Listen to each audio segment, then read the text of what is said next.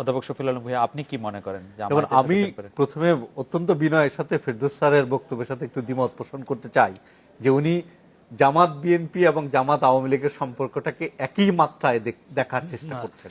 যে আমি যদি এখানে একটা উপমা ব্যবহার করি, যে ফেরদৌস স্যার বলেছেন তত্ত্বাবধায়ক সরকারের আন্দোলন জামাত এবং আওয়ামী লীগ প্যারালালি করেছে, তো সেটা সত্য। জামাতও তত্ত্বাবধায়ক সরকারের দাবিতে আন্দোলন করেছে, আওয়ামী লীগও করেছে একটা কমন দাবি নিয়ে। এখন সেটা যদি হয় তাহলে জামাত আর আওয়ামী লীগের সম্পর্ক হচ্ছে এক পাড়ায় বসবাস করার মতো, আর বিএনপি জামাতের সম্পর্ক হচ্ছে এক ঘরে বসবাস করার মতো। তো এক ঘরে বসবাস, এক পাড়ায় বসবাসের মধ্যে যে ভিন্নতা আছে এটা আমরা সবাই জানি। এখন আর আওয়ামী লীগের সাথে জামাতের সম্পর্ক তো আর হওয়ার প্রশ্নই আসে না। এই কারণে আপনি দেখেন যে স্বাধীনতার ৪২ বছর পরে এই যে যুদ্ধাপরাধীদের বিচার কার্য যে আওয়ামী লীগ পরিচালনা করছে, সেখানে বিচারের আওতায় আসছে কারা? জামাত ইসলামের সকল কেন্দ্রীয় নেতৃবৃন্দ। ইভেন আপনার আইসিটি ট্রাইব্যুনাল থেকে জামাতকেও সন্ত্রাসী সংগঠন হিসেবে আখ্যা দেওয়া হয়েছে।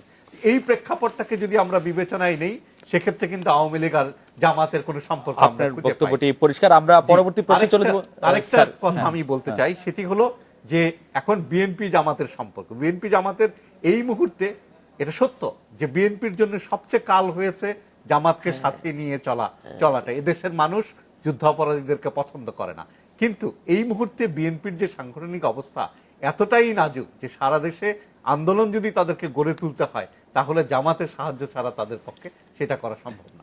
সেটা অবশ্য গোলাম আজমের ছেলেও কিছুটা বলেছেন যে জামাতের সাহায্য ছাড়া এটা কখনো সম্ভব না। আমরা একটা বিরতি নিচ্ছি, বিরতির পর আমি একটু আপা আপনার কাছে ফিরে আসবো যে প্রশ্নটির উত্তর জানতে চাইবো যে সে ১/১১ পরবর্তী যে তত্ত্বাবধায়ক সরকার, সেই তত্ত্বাবধায়ক সরকারের প্রতি বাংলাদেশের যে সুশীল সমাজ আমরা যেটা বলি, সেই সুশীল সমাজের এক ধরনের সমর্থন ছিল, প্রচ্ছন্ন, প্রকাশ্য এবং সাংঘাতিক ব্যাপকভাবেও ছিল। সেই তত্ত্বাবধায়ক বিষয়টি যখন পরে বাতিল হয়ে গেল, পরে আর এই সুশীল সমাজ এক ধরনের নৈতিকতা সংকটে পড়েছে বলে মনে হয়, এবং তাদের কথার গ্রহণযোগ্যতা বা তাদের সকল বিষয় নিয়ে তারা একটা সংকটে রয়েছে বলে মনে হয়, এটা যেটা ৬ বছরও কাটেনি। এই ব্যাপারে আপনার একটু মন্তব্য শুনতে চাইবো এবং স্যারদের আপনাদেরও মন্তব্য জানতে চাইবো। আমরা একটা বিরতি নিয়ে ফিরছি আপনাদের কাছে।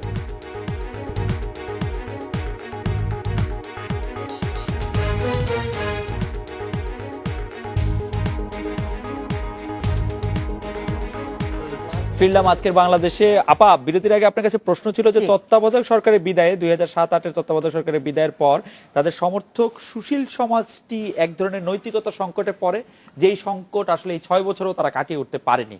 এইটাকে আপনি কিভাবে বিশ্লেষণ করেন? হ্যাঁ, শুধুমাত্র যে ১/১১ তত্ত্বাবধায়ক সরকারের পর সুশীল সমাজ তার অবস্থানগত সংকটে পড়েছে এমনটি আমার মনে হয় না। আমার মনে হয় যে সুশীল সমাজ বলতে যাদেরকে বোঝানো হচ্ছে মানে তারা নিজেরা এমনিতেই সংকটের মধ্যে থাকে। কারণ মানে তাদের যে আসলে কাজটি করার কথা ছিল সেটি হচ্ছে জনগণের কথাগুলো বলা এবং জনগণের পক্ষে দাঁড়ানো এবং সুযোগ সুবিধা রাষ্ট্র এবং জনগণের মধ্যে যোগাযোগ প্রতিষ্ঠার জন্য তাদের কাজগুলো করা।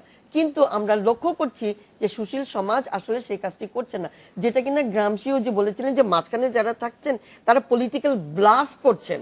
একইভাবে বাংলাদেশের সুশীল সমাজকে আমরা দেখছি যে তারা ক্ষমতার দিকেই বেশি ঝুঁকে থাকছেন এবং সাধারণ মানুষের পক্ষ হয়ে তারা এক ধরনের মানে অভিনয় করে তারা দেখাচ্ছেন জনগণের কথা বলছেন, আসলে তারা জনগণের কথা বলছেন না, কিন্তু তারা ক্ষমতার দিকেই থাকছেন, ক্ষমতাকে সমর্থন করছেন এবং সুযোগ সুবিধা পেলে ক্ষমতায় যেতেও চাচ্ছেন, হুইচ ইজ রং। কারণ সুশীল সমাজের কাজটি হচ্ছে নতুন মতাদর্শ, চিন্তা ভাবনা এবং পলিসি তৈরি করা যেগুলো জনগণের স্বার্থে কাজ করবে। কিন্তু ভয়ঙ্করভাবে যখন আমরা দেখলাম যে ১/১১ পরে মনে হলো যেন ভীষণ একটা সুযোগ এসে গেছে এবং এখনই ক্ষমতার সঙ্গে যেন ঝাঁপিয়ে পড়তে হবে, এবং এখানে এবং এমনটাও মনে হলো যে আচ্ছা পলিটিক্যাল পার্টির দরকার নাই, যেহেতু সেখানে একটু আর্মি বায়াস ছিল সুতরাং পলিটিক্যাল পার্টিগুলো একটু আক্রান্ত ছিল, যেন পলিটিক্যাল পার্টির বিকল্প হচ্ছে সুশীল সমাজ। পলিটিক্যাল পার্টির বিকল্প সুশীল সমাজ কখনোই হতে পারবে না।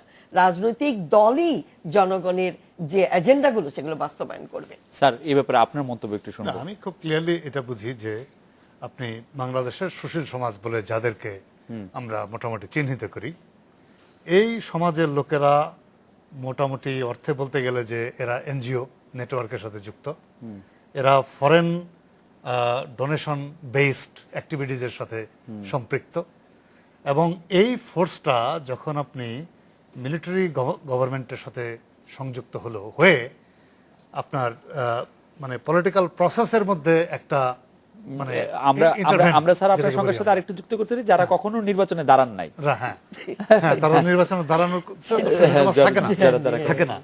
তো সেই ক্ষেত্রে তারা ডিসক্রেডিটেড হয়েছে এই কারণে ডিসক্রেডিটেড হয়েছে যে যখন আপনি পাওয়ার পলিটিক্সের মধ্যে ইনভলভ হচ্ছেন, তখন কিন্তু আর আপনি সুশীল সমাজ থাকছেন না, তখন আপনি পলিটিক্যাল সমাজে পরিণত হচ্ছেন। আর সুশীল সমাজ যদি মনে করে যে না, আমি পাওয়ার পলিটিক্সের মধ্যে নাই, বাট আমার সামনে কিছু এজেন্ডা আছে যেগুলো মানে দীর্ঘমেয়াদী বা মধ্যমেয়াদী পর্যায়ে আমি সমাজের মধ্যে, রাষ্ট্রের মধ্যে আদর্শগত, চেতনাগত, যোগসূত্র নীতিগত স্থাপন। এই বিষয়গুলো আমি এস্টাবলিশ করতে চাই, যেটি দ্বারা গাইডেড হবে রাজনৈতিক সমাজ।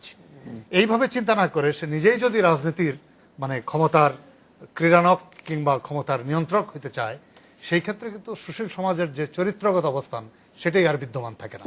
এবং এই জায়গায় কিন্তু আমার মনে হয় বাংলাদেশের সুশীল সমাজ ওই পার্টিকুলার সময়ে তারা বড় ধরনের একটা মিস্টেক করেছে। অধ্যাপক শফিউল আলম ভাইয়া, আপনার মতামত এই সম্পর্কে আমার শুনে নেব মতামত পরের প্রসঙ্গে প্রথমে যাওয়ার আগে। হলো, আমি এই কনসেপ্টটার ব্যাপারে আমি একটু সন্দিহান যে সুশীল শব্দটা আসলে কি মিন করে। যদি আমরা কোনো পক্ষকে না সিভিলের বাংলা করছি আমরা বাংলা সুশীল, করেছে। কিন্তু বাংলাটি সঠিক কিনা, না, যদি ঠিক না। নাগরিক সমাজ দলকে হতে সুশীল পারে। বলি তাহলে আমরা কি সবাই কুশীল?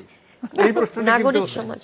স্বাভাবিকভাবে এসে যায়। তো আমার পূর্ববর্তী আলোচকরা যে কথাগুলো বলেছে, না মানে একদলকে স্যার এটাও আমি বুঝি না, একদলকে সুশীল বললে হলে আরেক দলকে কুশীলই কেন? তো আপনি মহাসুশীলও হতে পারেন।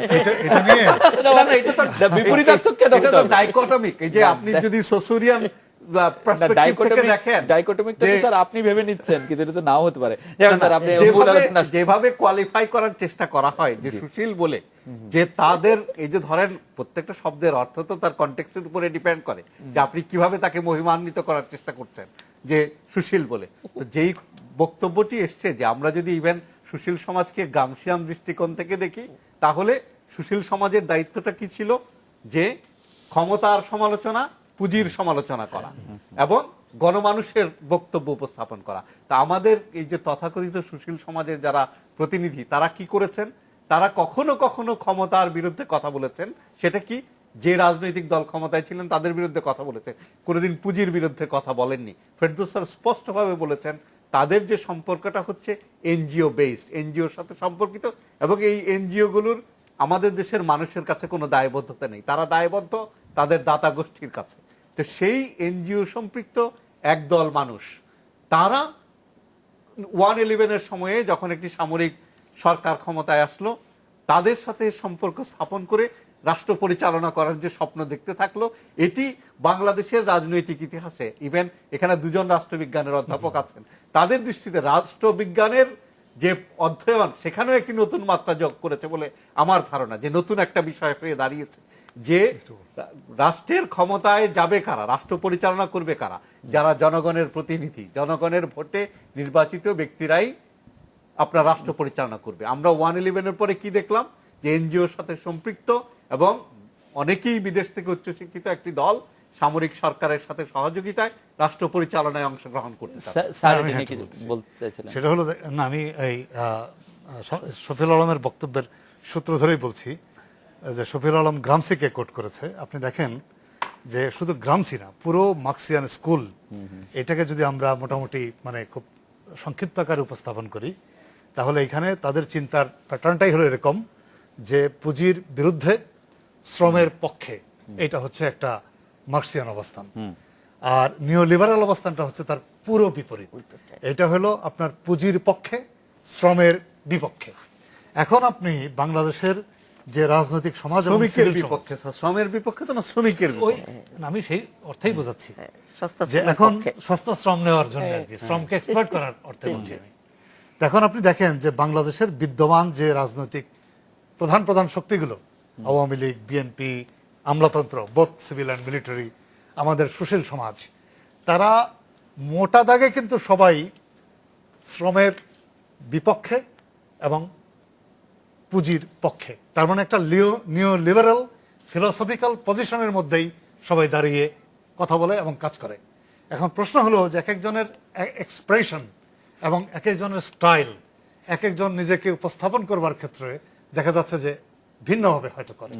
একটা রাজনৈতিক দল সে যেভাবে পিপলকে অ্যাড্রেস করে, সুশীল সমাজ বলে যারা পরিচিত তারা অন্যভাবে অ্যাড্রেস করে, ব্যুরোক্রেসি আরেকভাবে অ্যাড্রেস করে। Right. কিন্তু দেখবেন যে এদের মধ্যে আর একটা নেক্সাস আছে, কখনো কখনো তাদের মধ্যে স্বার্থের মানে জোটবদ্ধতা বা গাঢ়বদ্ধতা তৈরি হয়। এখানে একটা নেক্সাস কিন্তু তারাও তৈরি করে। মাঝে মাঝে এই নেক্সাসের মধ্যে কম্পিটিশন হয়, কম্পিটিশন থেকে কিছু দ্বন্দ্ব তৈরি হয়, কিন্তু কিছু দ্বন্দ্ব থেকে স্যার, competition আপনি হয়। চমৎকারভাবে কিন্তু আমি বলেছেন যেটা যে পুরো বলতে চাই বিষয়টা। যে জি। নিও লিবারাল ফিলসফির এগেইনস্টে আমাদের তথাকথিত সিভিল সমাজ, রাজনৈতিক সমাজ এবং রাষ্ট্রের যে ক্ষমতা কাঠামো তারা কেউই কিন্তু এর বিরুদ্ধে অবস্থান নিচ্ছে না। আর এই এখানে নতুন একটা অদ্ভুত মিল কনসেপ্টের জন্য কিন্তু আমার আমরা মনে হয় লক্ষ্য করছি। ফেরদৌস, নতুন এই যে সিভিল সোসাইটি বা এই সিভিল নেক্সাসের সমাজের আমি যেটা জন্য বলছি যে এখানে একটা নেক্সাস কাজ করে এবং এই নেক্সাসটাই এন্টিপিপল। অধ্যাপক কিন্তু আমার নাসির। মনে হয় হ্যাঁ, বাংলাদেশে বুদ্ধিজীবী সমাজ কিন্তু যে ৭১-এর আগে আমরা যাদেরকে শক্তিশালী একটা ফোর্স হিসেবে দেখেছিলাম, বুদ্ধিজীবী যাদেরকে বলা হতো, বুদ্ধি ইন্টেলেকচুয়াল ক্লাস, তাদের কিন্তু আর আমাদের কাজকর্ম চোখে ওইভাবে পড়ছে না। সুশীল সমাজ বেশি পরিচিত এবং তাদের কাজকর্ম বাজারে, মানে বাজার আইডিওলজি বা নিওলিবারাল আইডিওলজির জন্য। আর বুদ্ধিজীবীদের মধ্যেও আবার বিভিন্ন ধরনের ডিভিশনস তো আছেই, আর নানাভাবে তারাও পারচেজড হন, এটা ঠিক। কিন্তু বুদ্ধিবৃত্তিক যে রাজনৈতিক কর্মকাণ্ড, যেমন রাষ্ট্র কিভাবে চলবে, আগে বিশ্ববিদ্যালয়ের কাজ ছিল যে রাষ্ট্র কিভাবে চলবে সেই আদর্শের যোগানদার হওয়ার। আর এখন উল্টো, রাষ্ট্র বলে দেয় এই বিশ্ববিদ্যালয় তুমি এইভাবে চলো, আমার স্বার্থ রক্ষা করো, আমার ছাত্রকে তুমি Protect মারবা করো। না, বহিষ্কার করবা না। Protect করো। উল্টোটা হয়ে গেছে দেখুন। উল্টোটা। তাহলে বিশ্ববিদ্যালয় তার ভূমিকা তো একেবারে গৌণ হয়ে গেল। রাইট, আমরা একটা বিরতি নিচ্ছি, বিরতির পর ফিরে এসে একটি নতুন প্রসঙ্গে আসছি। অধ্যাপক ফেরদৌস হোসেনকে দিয়ে এই প্রশ্নটি আমি শুরু করতে চাই যে ৫ জানুয়ারি পরবর্তী সময় বিএনপির আত্মপলতি ছিল একটি এরকম যে কূটনৈতিক নির্ভরতা কমাতে হবে, জনগণের আরো কাছে পৌঁছতে হবে, দলীয় কোন্দল কমাতে হবে, কমিটি পুনর্গঠন করতে হবে। 10 মাস শেষে আত্মসমর্পণের আলোকে বিএনপির এসব ক্ষেত্রে ইতিবাচক কোনো অর্জন আছে কিনা সেই বিষয়ে আপনার কাছে প্রথমে জানতে চাইবো স্যার। আমরা বিরতি নিয়ে ফিরছি আপনার কাছে।